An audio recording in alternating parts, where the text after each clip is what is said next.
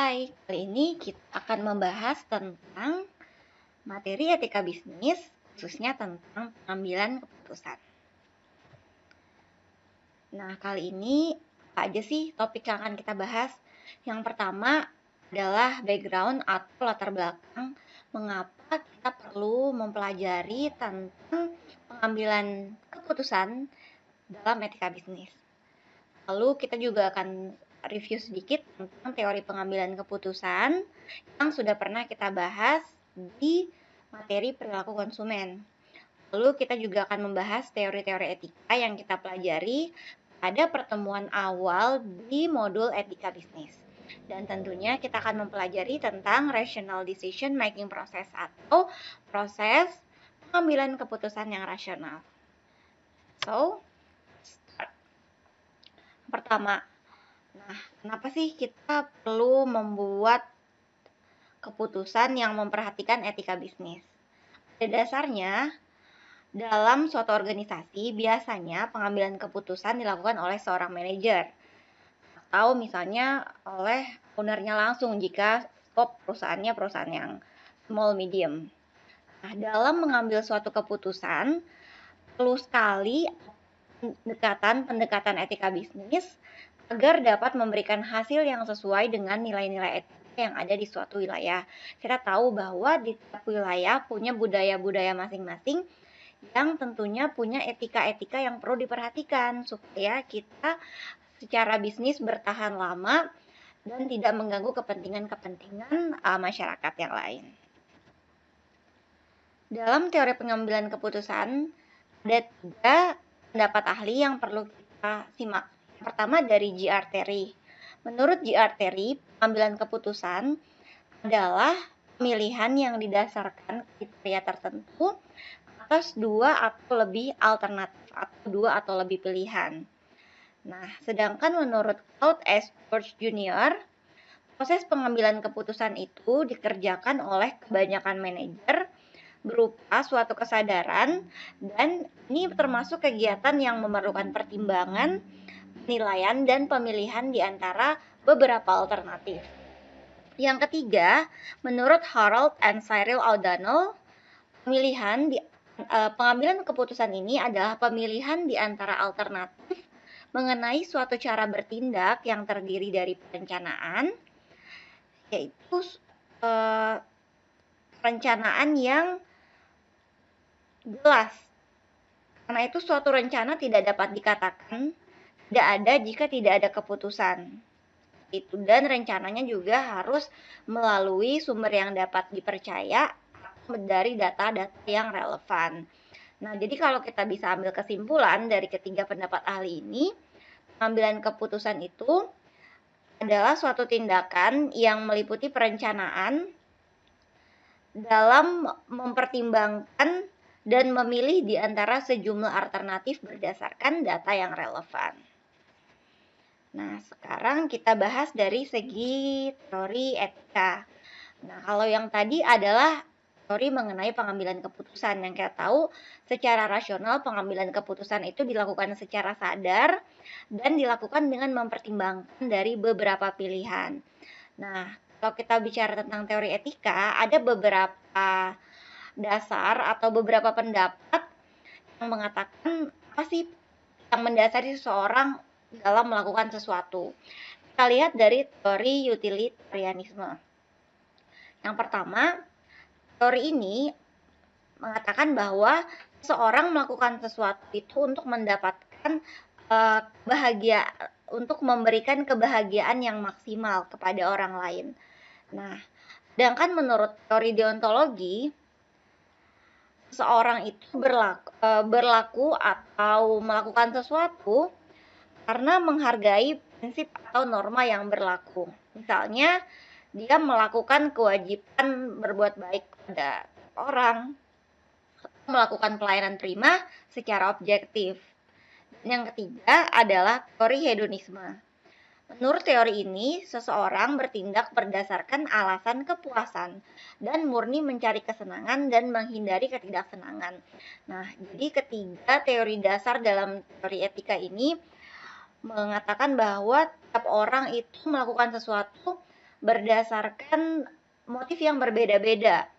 Menurut teori utilitarisme, teori ini mengatakan bahwa seseorang berbuat sesuatu itu karena dia bahagia jika melihat orang lain bahagia, untuk memberikan kebahagiaan yang maksimal kepada orang lain. Nah, tapi pada teori deontologi mengatakan bahwa seseorang berbuat baik ya karena memang itu adalah norma yang berlaku. Sedangkan menurut teori hedonisme, seseorang bertindak sesuatu itu ya karena mencari kesenangan, memaksimalkan kesenangan, dan menghindari ketidaksenangan. Nah, kita sudah lihat tadi, sudah simak sih tentang teori etika, apa yang mendasari seseorang dalam berbuat sesuatu. Kita juga sudah melihat tentang teori pengambilan keputusan. Nah, sekarang kita bahas dari segi rational decision making process atau proses pengambilan keputusan yang rasional. Nah, dalam proses ini ada beberapa tahap. Yang pertama, harus mengenali masalahnya dulu. Nah, jadi sebelum mengambil keputusan, kita harus pahami dulu apa sih masalah yang ingin kita selesaikan. Misalnya dalam suatu perusahaan, kita menemukan masalahnya ini misalnya penurunan penjualan atau dari segi banyak karyawan yang keluar dari perusahaan. Nah, itu dulu masalah inti apa yang mau kita selesaikan. Setelah kita mengenali masalahnya, baru kita bisa mendefinisikan tujuannya. Kita tentukan, oh berarti kalau masalahnya adalah penurunan penjualan, tentu saja tujuannya adalah meningkatkan penjualannya.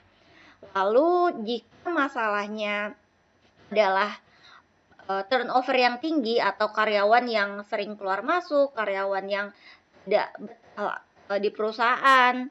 Nah, kita berarti tujuannya adalah menurunkan tingkat turnover atau membuat bagaimana karyawan itu lebih loyal kepada perusahaan. Nah, selanjutnya langkah ketiga adalah mengumpulkan data. Kita kumpulkan data yang penting, data yang relevan dengan tujuan kita. Nah, inilah pentingnya kita mengenali masalah dan kita tahu tujuan kita. Jadi data yang kita kumpulkan memang data-data yang penting dan data ini bisa bersifat sekunder maupun data primer. Data primer itu data yang kita kumpulkan secara langsung, misalnya melalui wawancara atau melalui observasi, pengamatan, ataupun melalui survei. Sedangkan data sekunder misalnya data dari pihak ketiga.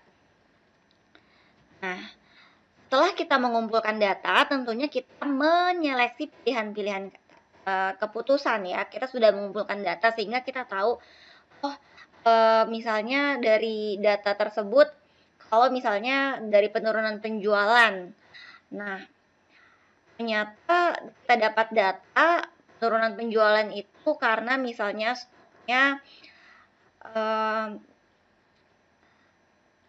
sering miss misalnya ya. Terus juga dari segi produk yang misalnya kurang diminati oleh masyarakat. Nah, berarti pilihan kita misalnya membuat varian produk baru atau membuat variasi promosi.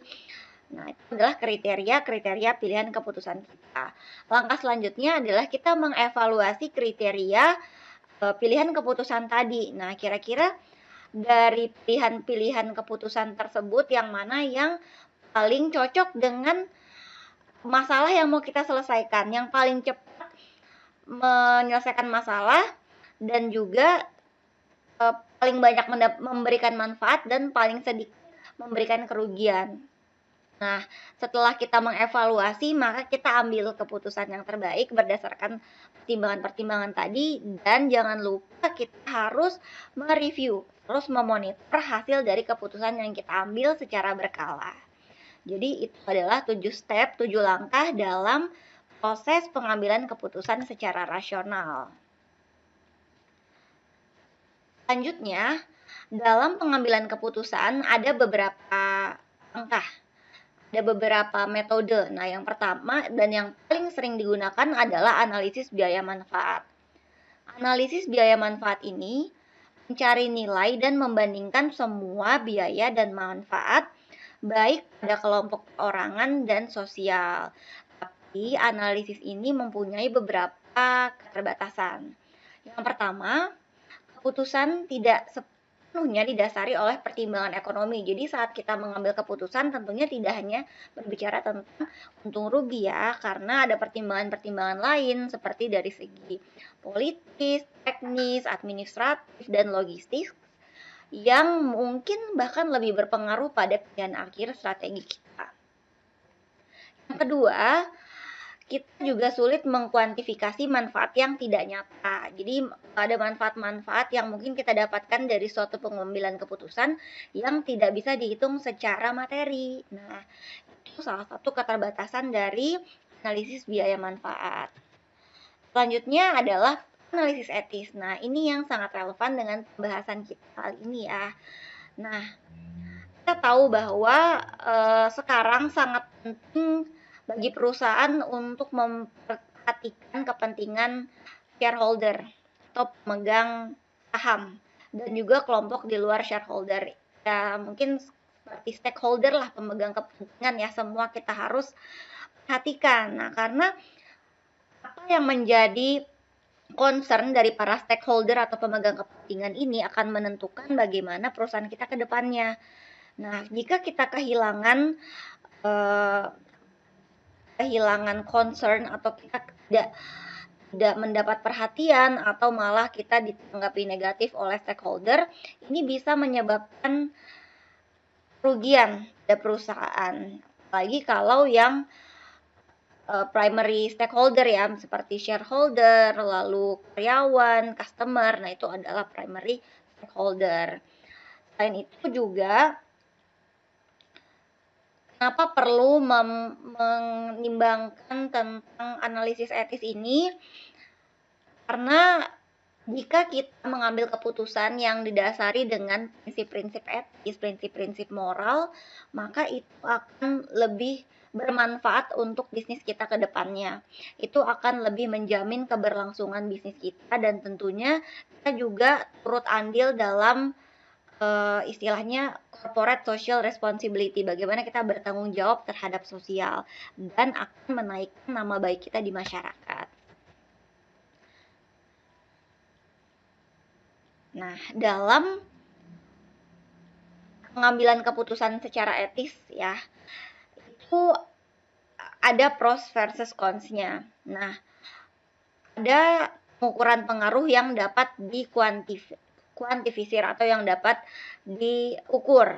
Nah, kita tahu bahwa memang yang paling mudah diukur jika ada nilai rupiahnya. Karena itu keuntungan adalah kepentingan utama yang ingin didapat oleh para pemegang saham dan merupakan hal yang penting untuk mencerminkan ketahanan dan kesehatan suatu perusahaan. Nah, jadi ini juga memang sangat penting ya, tidak dapat kita pungkiri. Keuntungan ini adalah suatu hal yang memang dapat dihitung dan menjadi concern utama bagi para pemegang saham. Nah, tapi ada juga hal lain yang perlu diperhatikan, yaitu hal etis tadi. Misalnya kita mengambil keputusan tidak hanya berdasarkan konsep keuntungan, tapi juga berdasarkan konsep keadilan, konsep kejujuran, dan prinsip-prinsip etis lainnya.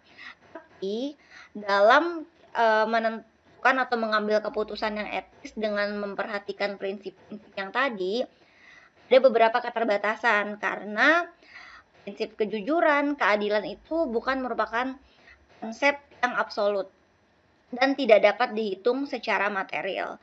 Misalnya, keputusan untuk menaikkan pajak lebih tinggi pada pendapatan tinggi mungkin terkesan tidak adil ya, karena adil itu kan membagi sama rata.